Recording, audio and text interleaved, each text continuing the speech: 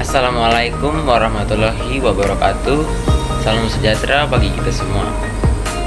Halo teman-teman, di saat ini kami dari kelompok 4 akan mempresentasikan materi pelanggaran HAM dari Prodi Hukum dan HAM. HAM atau pelanggaran hak asasi manusia adalah setiap perbuatan seseorang atau kelompok orang termasuk aparat negara, baik disengaja maupun tidak disengaja, atau kelalaian yang secara melawan hukum mengurangi, menghalangi, membatasi, dan mencabut hak asasi manusia seseorang atau kelompok orang yang dijamin oleh undang-undang. Pelanggaran HAM ringan adalah pelanggaran yang tidak mengancam nyawa seseorang tetapi merugikan orang tersebut. Contohnya, orang tua yang memaksakan kehendaknya kepada anaknya. Yang kedua, perlakuan tidak adil dalam persidangan. Yang ketiga, tidak dapat layanan pendidikan dan kesehatan yang sejajar.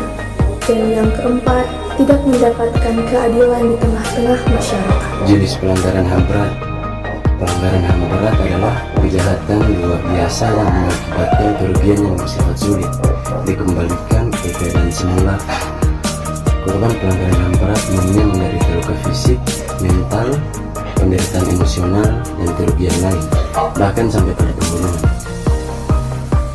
Kejahatan kemanusiaan seringkali diartikan sebagai suatu perbuatan yang dilakukan dengan serangan yang meluas dan sistematis.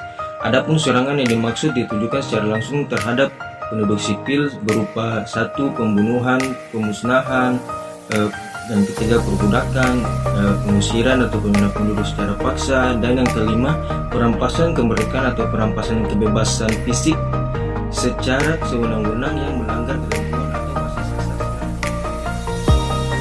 Bagian kelima, 6. Penyiksaan, 7. Pemerkosaan, perbudakan seksual, pemaksaan kehamilan, pelacuran secara paksa, pemandulan dan sterilisasi secara paksa atau bentuk-bentuk kekerasan seksual lain yang setara. 8. Penganiayaan terhadap suatu kelompok tertentu atau perkumpulan yang didasari persamaan paham politik, kebangsaan, ras, budaya, etnis, agama, jenis, universal sebagai hal yang dilarang menurut hukum internasional. Faktor penyebab pelanggaran HAM.